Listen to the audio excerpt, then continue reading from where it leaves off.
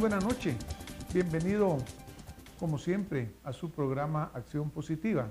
Y a ustedes, pues muchísimas gracias por dejarnos entrar en sus hogares, por escuchar lo que aquí presentamos y obviamente por tomar su mejor resolución dependiendo de lo que aquí se oiga y cómo ustedes lo interpreten y lo consideren.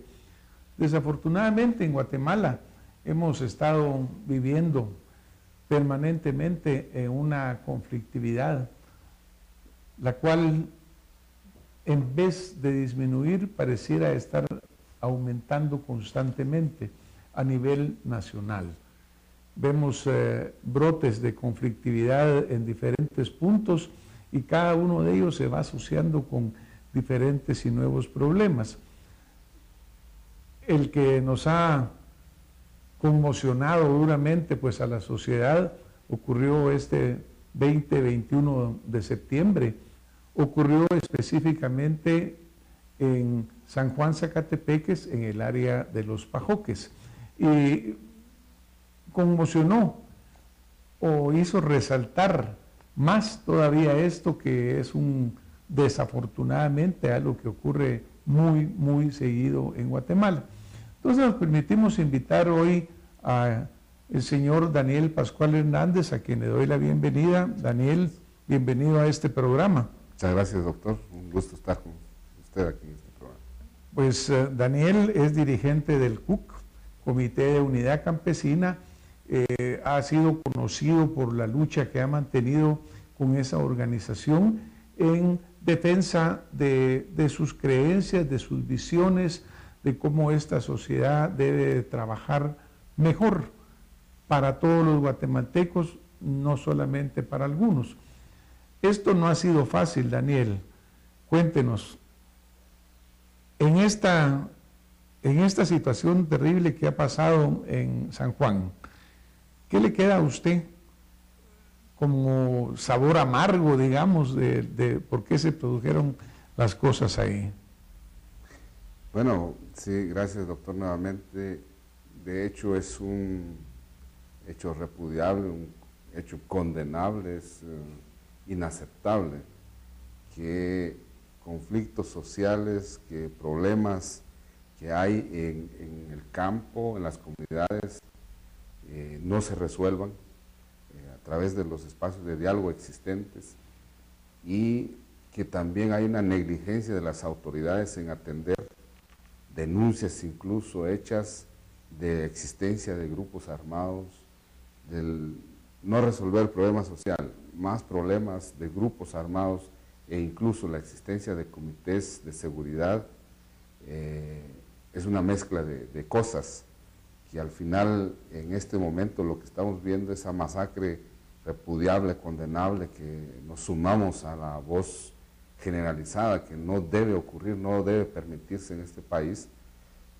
Sí queremos decir que tiene un caldo de cultivo que reúne conflicto social, incumplimiento del Estado en brindar seguridad, y en ese caso no deberían existir esos comités de seguridad, y por supuesto por haber una impunidad hay grupos armados, no solo en San Juan, en varias partes del país, que deben ser desmontados, que deben ser desaparecidos a partir de una investigación seria del Ministerio Público y por supuesto de un castigo ejemplar, porque por decir, en Loma Alta, una semana antes, había ocurrido casi algo semejante, con un grupo de 13 hombres armados que estuvieron disparando, que la comunidad llamó a tiempo a la policía y que los lograron capturar con armas sin licencia. Y lamentablemente en el juzgado les dan libertad 2 días después, cuando la misma ley de portación de armas establece que alguien que sea detenido con un arma sin licencia tiene 8 años de prisión, pero 2 días de prisión no. O sea, hay una situación de impunidad por parte de los tribunales. En este caso hay un incumplimiento del Ministerio de Gobernación, del Ministerio de Gobernación y la policía de investigar a estos grupos, y por supuesto hay un conflicto social que a nosotros nos preocupa, que eso fue y es, digamos, la tarea ahora de esclarecer, porque no se vale digamos, echarle la culpa a las comunidades que se oponen a la cementera y la carretera o a organizaciones, cuando ahí hay un caldo de cultivo de varios conflictos que lamentablemente llevan a ese tipo de hechos sangrientos que, como repito, no pueden seguir siendo permitidos y solo debe ser resuelta a través de investigar, de encarcelar a los responsables y, por supuesto, buscarle solución a los conflictos sociales que hay en el lugar. Muchas gracias, Daniel. Ahora, usted, por ejemplo, mismo señala que ustedes han denunciado la existencia de estos grupos armados y que pues son grupos que son autodefensas, patrullas de seguridad, etcétera, que en algún momento se crearon, pero que prácticamente se perdieron control y ellos mismos han terminado siendo parte del problema. Pero entiendo que sus denuncias no han tenido éxito tampoco. En ningún momento, fíjese que nosotros tuvimos la oportunidad de ver a los comunitarios denunciar, y son decenas, decir decenas me quedo corto, o sea, casi cientos de denuncias en el Ministerio Público, casos concretos demostrados con pruebas, y no se ha actuado ni por la policía ni por el Ministerio Público. Llegó un momento que los comunitarios pidieron la investigación de la CICIG, tampoco ocurrió nada. No sabemos si la interpretación es que no se catalogan como cuerpos privados de seguridad paralelo al Estado, o cuál es la terminología que la CICIG no intervino ahí. ¿Por qué no intervino ahí? Cuando esto pudo haberse evitado, este derramamiento de sangre, a partir de haber hecho una investigación exhaustiva y encontrar a esos grupos armados. Y de igual manera, el ministro de Gobernación no debería estar acusando ni a personas ni a organizaciones, porque el tema de la existencia de los comités de seguridad, no solo en San Juan, en distintos municipios y departamentos del país, es por la incapacidad del mismo Estado, del Ministerio de Gobernación concretamente, de brindar seguridad a la ciudadanía. Entonces, hoy esos grupos que él dice, es que ahí hay grupos encapuchados y que andan con armas. Por supuesto, señor ministro, hay grupos de encapuchados que se llaman comités de seguridad, que se crearon porque no cumple el Ministerio de Gobernación con las funciones de brindar seguridad. Ahora, por aparte, hay una gran responsabilidad del sistema de diálogo, porque en San Juan, Zacatepeques, hay un diálogo que está vigente.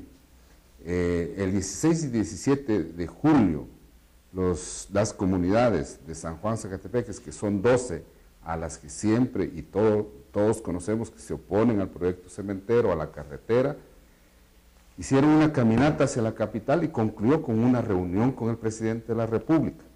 En esa caminata y en esa reunión quedó que se instalaba una mesa de diálogo y una mesa técnica. Se pidió por los comunitarios instalar una mesa técnica, porque lo que ellos pidieron fue el estudio, o sea, el trazo georreferenciado de la construcción de la carretera, los estudios de impacto ambiental por el cual se dio permiso de construir esa carretera, y un convenio que tiene la empresa Cementos Progreso con el Ministerio de Comunicaciones y el Ministerio de Energía y Minas. Esos documentos no se han puesto a la mesa.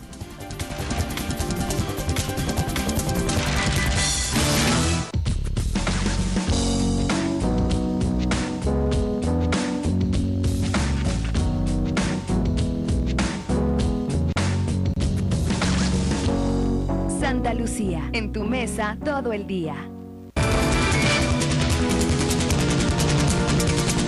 Los estudios de impacto ambiental por el cual se dio permiso de construir esa carretera, y un convenio que tiene la empresa Cementos Progreso con el Ministerio de Comunicaciones y el Ministerio de Energía y Minas. Esos documentos no se han puesto a la mesa. Hoy se dice que ahí se buscaba un listado. No es cierto. Se buscaba documentos para que la gente pudiera estar claros de que se llenan los requisitos legales, los requisitos técnicos, los estudios de impacto ambiental, para ver si esa carretera realmente les sirve o no. Mientras tanto, ellos se oponen si no se les demuestra científicamente eso. Ese diálogo está ahí parado, está en manos de Miguel Ángel Valcárcel. Entonces, lo que quiero decir es que hay una serie de cosas inconclusas todavía alrededor de los conflictos sociales que no tienen que ver con esa masacre, porque esa masacre hay que investigarla a profundidad, porque deben demostrarse quiénes fueron los responsables y separar con la conflictividad social. Si lo que hace el gobierno, el ministerio, es revolver todo en una sola olla, no van a encontrar pies y cabeza. Y no van a dar ni con los responsables de esa masacre, ni resolver el problema social después que levanten el estado de prevención. Eso ha ocurrido en Jalapa, en Santa Rosa, los estados de sitio en Varías, con el mismo gobierno, que se ha dicho que se ponen los estados de excepción para desarmar grupos armados, delincuencia organizada y grupos que estén totalmente afuera de la ley. Pero lo que hacen no, es perseguir a la gente que se ha visto violentados sus derechos, por eso se opone a los proyectos mineros, en este caso los cementeros o las hidroeléctricas, y entonces lo que hacen es dejar intacto, o mejor dicho, aumentada la conflictividad, porque hay líderes y lideresas de comunidades indígenas y no indígenas encarcelados, perseguidos, las familias atemorizadas, buscando soluciones, y entonces lo que están haciendo es acrecentando la bomba de tiempo. Yo creo que aquí es sumamente importante que la sociedad pueda analizar y comprender esa realidad de que en nuestro país se mantienen, por decir así, decenas de conflictos sociales que son problemas estructurales. Para ello voy a poner un ejemplo. El tema de la pobreza en nuestro país, la falta de empleo en nuestro país, la falta de resolver la conflictividad agraria en nuestro país, los problemas de falta de desarrollo, de educación, vivienda, salud, todos esos problemas que al final se convierten en un problema estructural, porque mientras no se le da solución durante distintos gobiernos, es un acumulo que se está teniendo, y cuando esto convulsiona, entonces aparece un conflicto de una envergadura de carácter nacional. Cada vez mayor. Cada vez mayor. Y si a eso le agregamos de que en la actualidad hay problemas que se están generando porque no se le informa a la población, no se le consulta, no se le concede el derecho de dar, valga la redundancia, su consentimiento libre, previo e informado, entonces lo que siente la población es una agresión, porque están llegando empresas a colocar proyectos que no se les informa, no se les consulta, y según el convenio 169, que es de rango constitucional, así lo estableció la CC a través de un amparo que nosotros interpusimos, rechazando una reglamentación de las consultas y del convenio que dijo que no podía el Ejecutivo reglamentar ese derecho de consulta porque solo el Congreso tiene la potestad, porque es una ley de rango constitucional.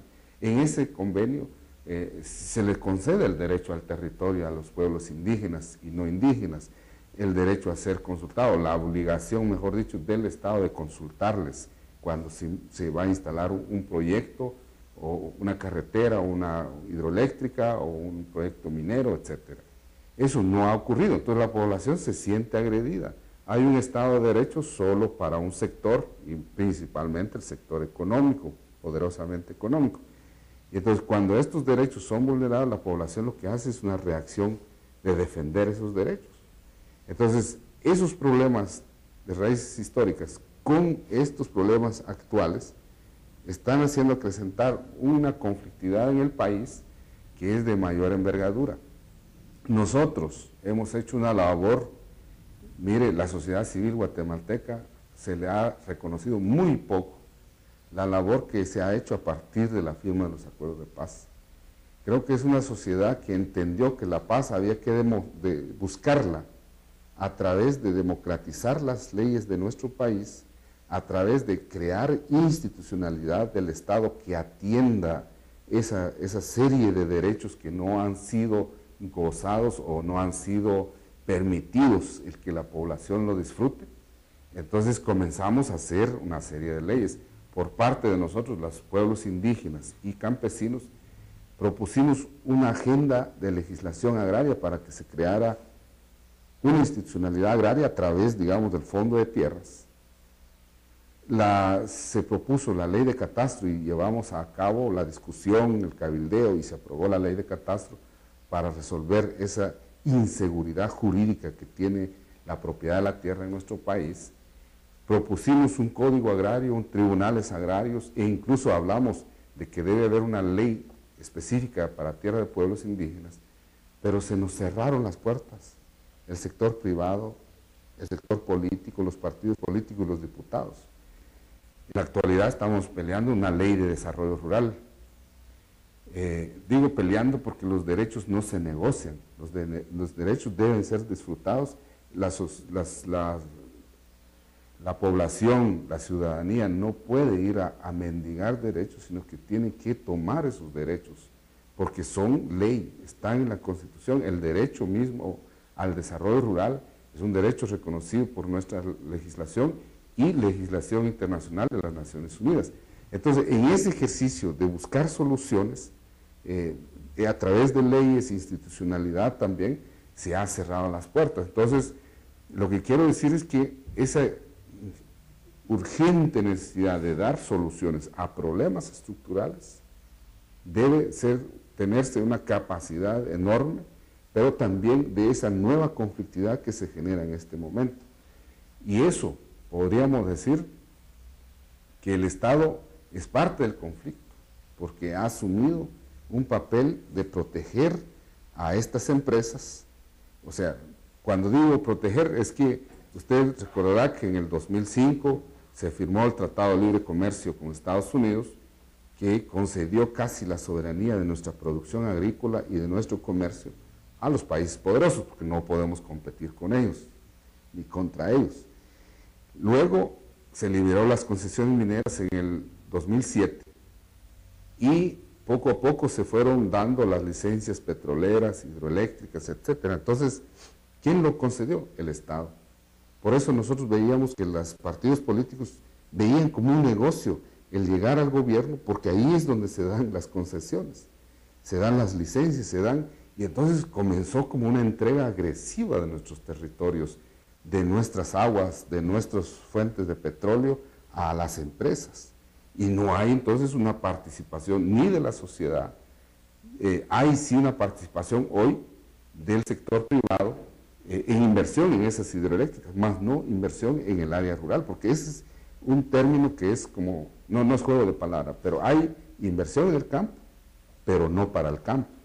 O sea, se está invirtiendo en el campo para hidroeléctricas, minería, petróleo, carreteras, pero no es para la gente del campo, es para extraer los bienes del campo.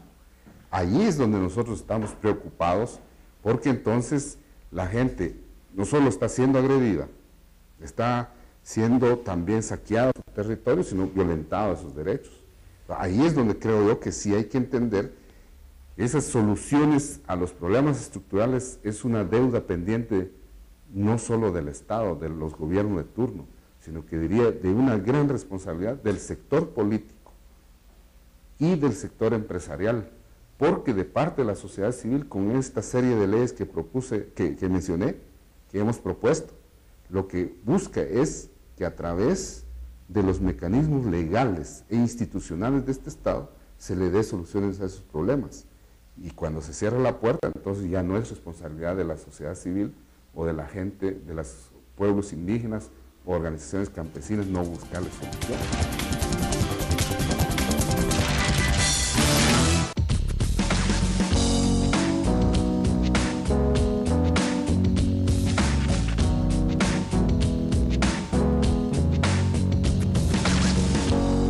Santa Lucía, en tu mesa todo el día.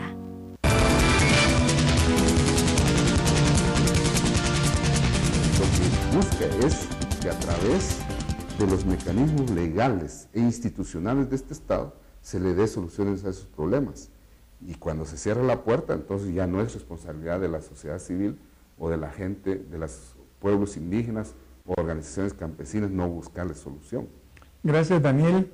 Cuando oímos la opinión pública, porque usted sabe que la opinión pública es sumamente importante, hay sectores muy grandes de esta opinión pública que ven una polarización en las posiciones, ¿verdad? Por ejemplo, pues a Daniel Pascual, al CUC, se le señala de apoyar medidas que van en contra del desarrollo nacional. Le voy a decir, por ejemplo, hablemos de hidroeléctricas. Todos sabemos que las hidroeléctricas pueden producir energía limpia, renovable, que en teoría va a hacer que la luz le llegue más barato a la gente. Todos sabemos que la minería, si se hace correctamente la distribución de los ingresos, ¿verdad? Porque en Guatemala, como una limosna, nos dejaron llegar al 5%, pero usted sabe de países como Chile, países como Bolivia, que son prácticamente el 50-60% queda para el país. Y en fin, otra serie de situaciones. Entonces, se ve como que hubiera una oposición sistemática a esos desarrollos que pueden ser de valor.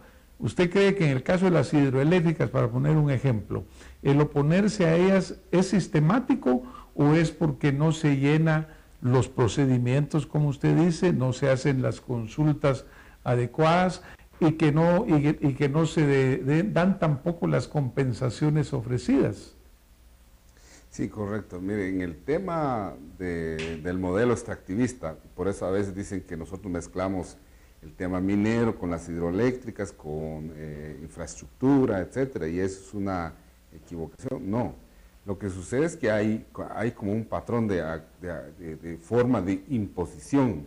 O sea, igual como ocurre con la minería, con las hidroeléctricas, con los megaproyectos y proyectos de infraestructura, lo que hacen es que este Estado no ha comprendido, ni el sector político, o sea, los partidos políticos, ni el empresarial, que nuestro país, como parte de la comunidad internacional, ha firmado convenios, tratados internacionales que hacen parte de nuestra legislación. Ya mencioné el convenio 169. Este convenio le reconoce derechos a los pueblos indígenas y por eso se llaman derechos colectivos. Esos derechos colectivos establecen que tienen derecho a su territorio, a su libre determinación, que sería decidir, estos pueblos decidir por sí mismos qué forma de desarrollo quieren y también qué tipo de convivencia, cómo quieren existir en un país que ha ratificado el convenio. Entonces, cuando estas empresas llegan, repito y digo, no informan que va a haber un proyecto, que va a instalar una infraestructura, el Estado no consulta, a pesar que las consultas se hablan de que no son vinculantes, pero con que no sean vinculantes no le quita la responsabilidad al Estado, y digo Estado porque no importa qué gobierno esté, de consultar con los pueblos indígenas. Y ese tipo de consultas conlleva otro derecho, que es el derecho a dar su consentimiento libre, previo e informado. Estos términos son leyes, son términos jurídicos que ya son parte de nuestra legislación. Cuando eso no ocurre, entonces hay un faltante, y es en el método de cómo se hacen esos proyectos. Ahora, cuando vamos y miramos para quién o para qué es esos proyectos, es el otro problema. Porque entonces vemos que estos proyectos de minería, de hidroeléctricas y explotación petrolera, pero también los agrocombustibles, que hoy se está llenando grandes extensiones del territorio para producir caña y palma, pero ya no para azúcar, sino que para agrocombustibles.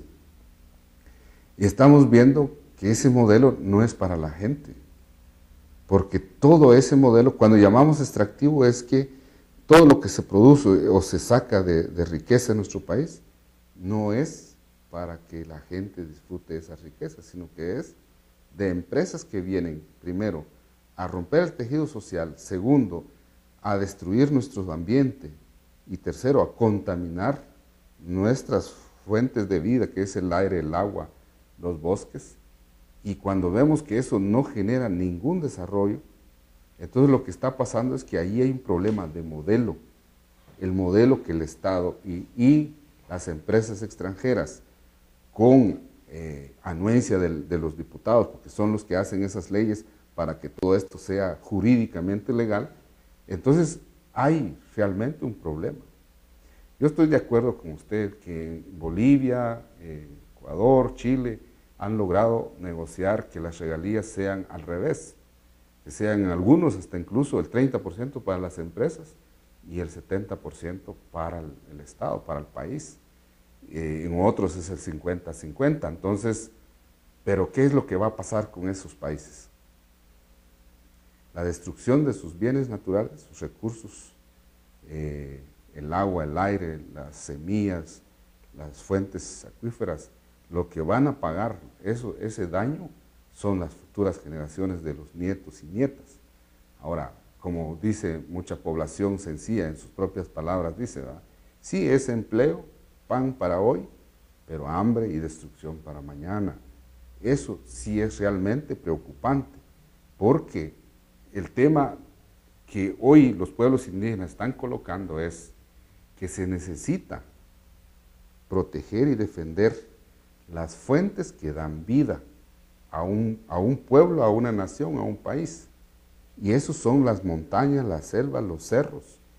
Hay algo que en el occidentalismo no se dan cuenta y es que los cerros, que las montañas, esos recursos minerales que tienen hacia adentro, generan ciertos equilibrios en los ecosistemas e incluso que llegan a afectarnos a nosotros mismos como seres humanos, a la luna. Por eso, recordaba usted que en los pueblos las abuelas, los abuelos, tienen grandes creencias que es, digamos, cuando la luna está en eclipse, que tiene efectos en la Tierra.